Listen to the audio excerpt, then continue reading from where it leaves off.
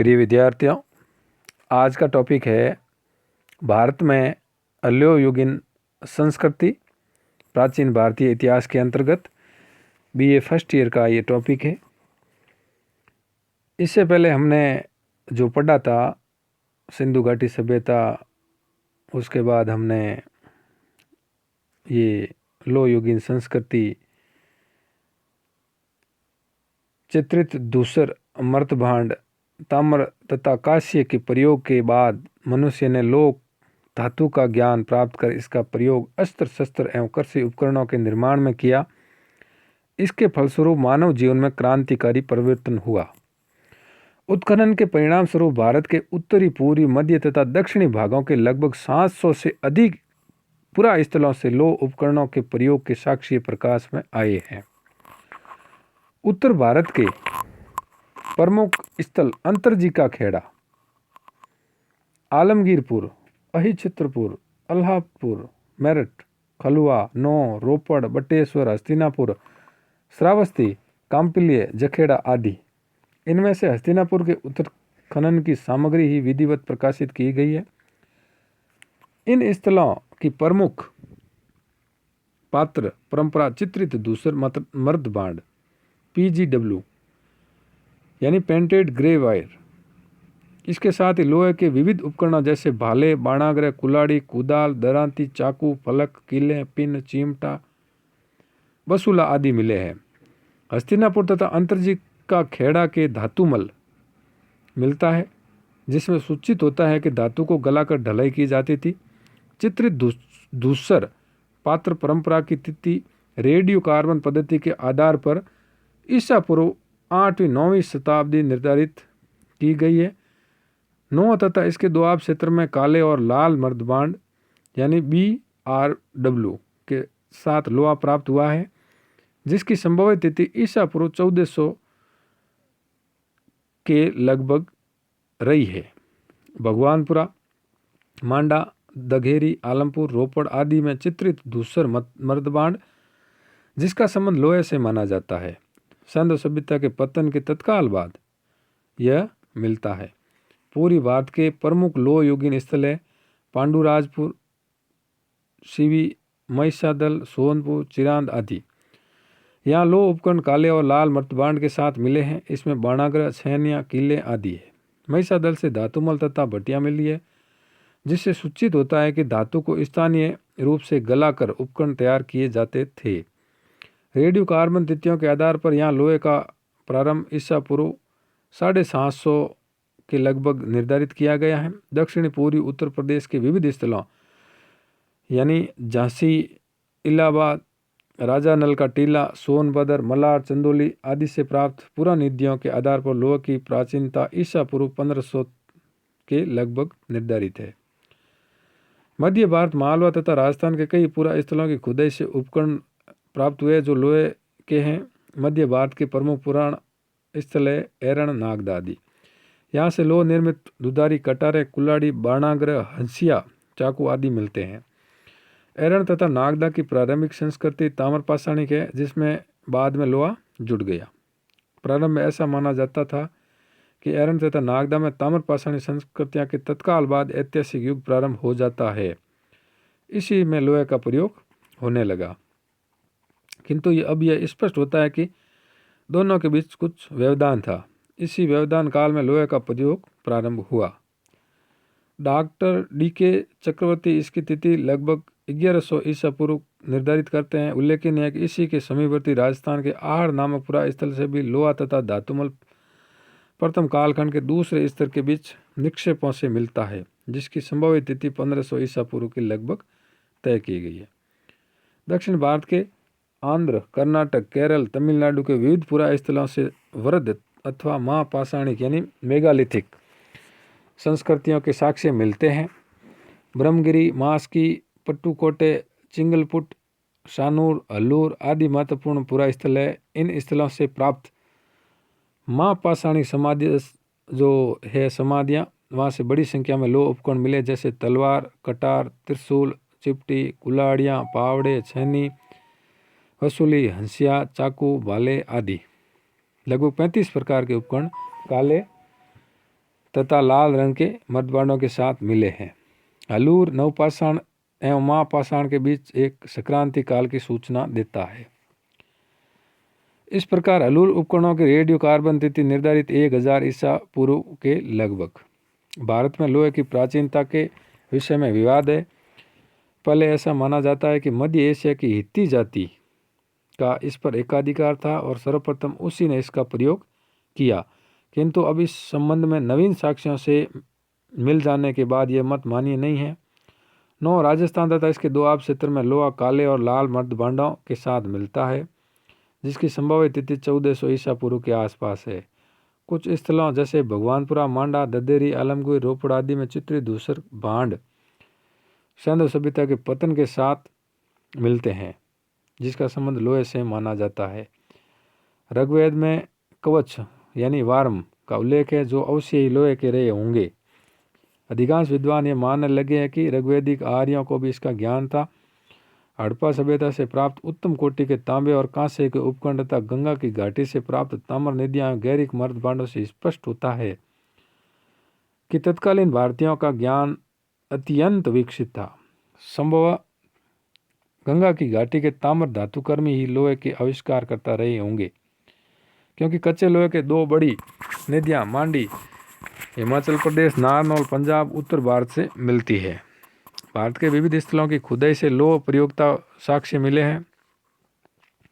वे अत्यंत समृद्ध एवं विकसित ग्रामीण संस्कृतियाँ हैं, जिसकी पृष्ठभूमि पर ऐतिहासिक काल में द्वितीय नगरीकरण प्रारंभ हुआ है। इन संस्कृतियों के लोग विशिष्ट प्रकार के मर्दबांड का प्रयोग करते थे। वे प्रधानतः धूसर, स्लेटी ग्रे रंग के थे। इसके ऊपर काले रंग में चित्रकारियाँ की गई है। इन्हें चित्रित धूसर मर्दबांड कहा गया है। प्रारंभिक पात्रों के साथ लोह उपकरण नहीं मिलते, किंतु बाद में ये सभी स्थलों से मिलते हैं। इस कारण चित्रित धूसर भांड संस्कृति लोह युगीन संस्कृति कही जाती है। इस प्रकार यद्यपि लोह युगीन संस्कृतियों के अधिकांश स्थल मध्य देश अथवा ऊपरी गंगा की घाटी में स्थित है, जो सतलज से गंगा नदी तक विस्तृत था, किंतु इसका विस्तार अन्य क्षेत्रों में भी मिलता है। इस प्रकार यह दिखाई देता है कि ईसा पूर्व 1000 के आसपास भारत के सभी प्राय भागों में लोहे के अस्त्र शस्त्र और उपकरणों का प्रयोग बहुतायत में किया जाने लगा। हस्तिनापुर तथा अंतरजी का खेड़ा की खुदाई में लोह धातुमल तथा भटियाँ मिलती है, जिससे पता चलता है कि यहाँ के निवासी लोहे को गलाकर विविध आकार प्रकार के उपकरण बनाने के निपुण थे।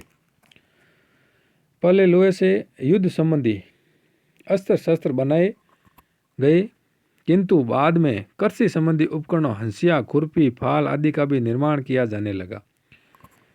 कृषि कार्य में लोह उपकरणों के प्रयोग से अधिकांश भूमि को खेती योग्य बनाया गया तथा उत्पादन भी प्रभुत होने लगा। भारत में लोहे की प्राचीनता, जैसा कि ऊपर बताया जा चुका है, पहले पढ़ चुके हैं कि सिंधु घाटी सभ्यता कांस्य युगीन सभ्यता थी। इसके बाद भारत में लोह युग का प्रारंभ होता है। भारत में लोहे की प्राचीनता सिद्ध करने के लिए हमें साहित्यिक एवं पुरातात्विक दोनों ही प्रमाणों से सहायता मिलती है। कुछ विद्वानों का मत है कि विश्व में सर्वप्रथम हित्ती जाति नामक, जो एशिया माइनर में 1200 ईसा पूर्व के लगभग शासन करती थी, ने लोहे का प्रयोग किया, जिसका एक शक्तिशाली साम्राज्य था। ईसा पूर्व 1200 से 1000 ईसा पूर्व के मध्य साम्राज्य इनका विघटन हुआ। इसके बाद विश्व के अन्य देशों में इस धातु का प्रचलन हुआ। अतः ईसा पूर्व 1000 के पहले हम भारत में भी लोहे के अस्तित्व की कल्पना नहीं कर सकते, किंतु लोहे पर हित्ती एकाधिकार की बात अब तर्कसंगत प्रतीत नहीं होती है। उल्लेखनीय है कि थाईलैंड में बानेसी नामक पुरा स्थल की खुदाई से स्त्रीकृत संदर्भ में ढला हुआ लोहा मिलता है, जिसकी तिथि ईसा पूर्व 1600 से 1200 के मध्य निर्धारित की गई है। इस प्रमाण से लोहे पर हित्ती एकाधिकार की बात मिथ्या सिद्ध हो जाती है। इस प्रकार 9 भरतपुर राजस्थान तथा इसके दोआब वाले क्षेत्र से लोहा कर्षण लोहित मर्दबांडों के साथ मिलता है। इस प्रकार भगवानपुरा हरियाणा में यह चित्रित धूसर मर्दबांड के साथ मिलता है। सुप्रसिद्ध पुरातत्वविद व्हीलर की मान्यता है कि भारत में सर्वप्रथम लोहे का प्रचलन ईरान के हकमानी शासकों द्वारा किया गया। इसी प्रकार कुछ अन्य विद्वान यूनानियों को इसे लाने का श्रेय प्रदान करते हैं, किंतु ये मत समीचीन नहीं लगते। स्वयं यूनानी साहित्य में इस बात का उल्लेख मिलता है कि भारतवासियों को सिकंदर के पहले से ही लोहे का ज्ञान था। यहाँ के कारीगर लोहे उपकरण का निर्माण करने में कुशल थे। ऋग्वेद भी तीरों तथा भाले की नौकों या वर्म यानी कवच का उल्लेख करता है। एक स्थल पर कवच तथा शत्रुओं से सुरक्षित लोह दुर्ग बनाने के भी सोम का आह्वान किया गया। गालो नामक प्रसिद्ध ऋषि की सच्चा है, जिसमें पांचाल नरेश दियोदास को दास रागी युद्ध में लोहे की तलवार देकर सहायता की थी। कन्नौज नरेश अष्टक का उल्लेख है, जिसने अपने पुत्र का नाम लोही रखा।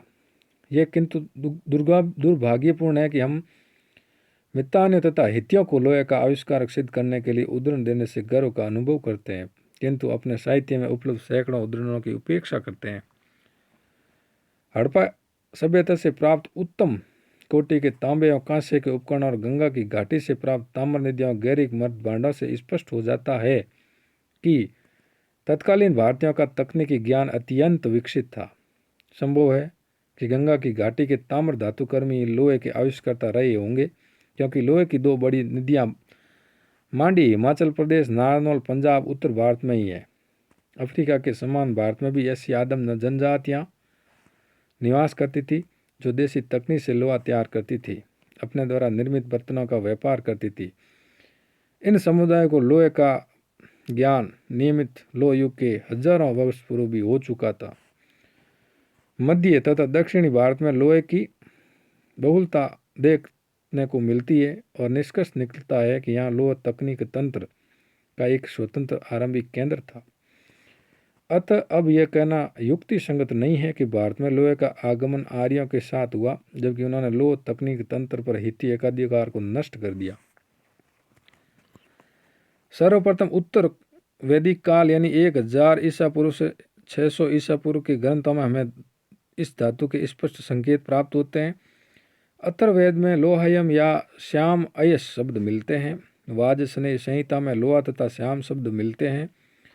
विद्वानों ने लोह शब्द को तांबे के अर्थ में तथा श्याम शब्द को लोहे के अर्थ में प्रयोग किया है। इस प्रकार अथर्ववेद में उल्लेखित श्याम अयस से तात्पर्य लोह धातु से ही है। इसके बाद अयस शब्द लोहे का ही पर्याय बन गया। काटक संहिता में 24 बैलों द्वारा खींचे जाने वाले भारी हलों का उल्लेख है। इसमें अवश्य ही लोहे की फाल लगाई गई होगी। अथर्ववेद भी लोहे से बने हुए फाल का उपयोग और उल्लेख करता है। इस प्रकार साहित्य प्रमाणों के आधार पर भी यह निष्कर्ष निकलता है कि ईसा पूर्व 1000 सदी में भारतीयों को लोहे का ज्ञान प्राप्त हो चुका था। लोहे की प्राचीनता संबंधी साहित्यिक उल्लेखों की पुष्टि पुरातात्विक प्रमाणों से भी होती है। अहित छत्रपुर जो नागौर में स्थित है, अंतरजी खेड़ा, आलमगीरपुर, मथुरा, रोपड़, श्रावस्ती, कांपलिय आदि स्थानों की खुदाई से लोह युगीन संस्कृति के अवशेष प्राप्त होते हैं। इस काल के लोग एक प्रकार यानी विशिष्ट प्रकार के बर्तन का प्रयोग करते थे, जो चित्रित धूसर मर्दबांड कहा जाता था।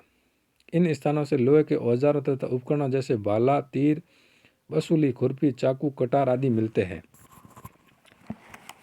अंतरजी का खेड़ा की खुदाई में धातु शोधन करने वाली भट्टियों के अवशेष मिले हैं। यानी मुख्य रूप से अंतरजी का खेड़ा में 1000 ईसा पूर्व में लोहे का प्रथम साक्ष्य मिला है। कुल मिलाकर इसका सारांश ये है। इस साक्ष्य में यह विदित होता है कि चित्रित धूसर मर्द भांडों में प्रयोक्ता लोहे का न केवल ज्ञान रखते थे, अपितु उसके विविध उपकरण भी बनाते थे। पुरातत्वविदों ने इस संस्कृति का समय ईसा पूर्व 1000 के लगभग निर्धारित किया है। पूर्वी भारत में सोनपुर, चिरांद आदि स्थानों की खुदाई में लोहे की बर्छियाँ, चैनी, कीलें आदि मिलती है, जिसका समय 1000 ईसा पूर्व के लगभग माना जाता है। इस प्रकार मध्य भारत के एरण, नागदा, उज्जैन, कायता आदि स्थानों की खुदाई से भी लोह युगीन उपकरण मिले हैं, जो 6वीं-7वीं शताब्दी ईसा पूर्व माने हैं। दक्षिण भारत के विभिन्न स्थानों से बहुवर्ध पाषाणिक कब्रें मेगालिथिक प्राप्त होती है। इसकी खुदाई में लोहे के औजार, हथियार तथा उपकरण प्रचुरता से मिलते हैं। यानी जो उस समय मरे होंगे जो योद्धा, उनकी जो समाधियाँ थी उनमें भी ये तलवारें रखते थे। इस संस्कृति के लोग काले तथा लाल रंग के बर्तनों का प्रयोग करते थे। विद्वानों ने इस संस्कृति का समय ईसा पूर्व 1000 के लेकर पहली शताब्दी ईसा पूर्व तक निर्धारित किया। इस प्रकार हम कह सकते हैं कि दक्षिण भारत के लोहे का ज्ञान ईसा पूर्व 1000 में ही हो गया था। उपयुक्त सभी जो साक्ष्य है उसके आधार पर हम जो सारांश निकालते हैं तो भारत के विभिन्न भागों में लोहे का प्रचलन ईसा पूर्व 1000 के लगभग हो गया था, जो अंतर्जी का खेड़ा में सबसे पहले मिले थे। कुछ विद्वानों की धारणा है कि सर्वप्रथम दक्षिण भारत में इसका प्रचार हुआ, वहाँ भी लौह संस्कृति का आरंभ पाषाण काल के तुरंत बाद हो गया। इसके विपरीत उत्तरी भारत में पाषाण काल के बाद पहले ताम्र फिर कांस्य काल आया था। इसके कई सौ वर्षों बाद लोहे का आविष्कार किया गया। लोहे के ज्ञान से लोगों के भौतिक जीवन में एक क्रांतिकारी परिवर्तन उत्पन्न हो गया। युद्ध काल तक आते आते पूर्वी उत्तर प्रदेश, पश्चिमी बिहार में इसका व्यापक रूप से प्रयोग किया जाने लगा। लौह तकनीक के फलस्वरूप कृषि उत्पादन में बहुत अधिक वृद्धि हो गई। इस समय गंगा की घाटी में नगरीय क्रांति आई, जो द्वितीय नगरीकरण के नाम से जानी जाती है। 6ठी शताब्दी ईसा पूर्व बड़े बड़े नगरों की स्थापना हुई। विद्वानों ने इसके पीछे लौह तकनीक को ही उत्तरदायी ठहराया। मगध साम्राज्य के उत्कर्ष के पीछे भी इसी का महत्वपूर्ण लोहे का योगदान है। इस प्रकार विविध साक्ष्यों पर विचार विमर्श करें तो लोहे के उत्तर भारतीय उत्पत्ति का सिद्धांत अधिक तर्कसंगत लगता है तथा इसकी प्राचीनता ऋग्वैदिक काल तक ले जाया करती है। किंतु वास्तविक लोह युग का प्रारंभ उस समय ही हुआ जबकि मनुष्य ने इस धातु का प्रयोग जंगलों की कटाई कर भूमि को कृषि योग्य बनाने तथा बस्तियां बसाने के लिए करना प्रारंभ कर दिया। इस प्रकार भारत में लौह युगीन जो संस्कृति थी उसका उतार चढ़ाव देखा।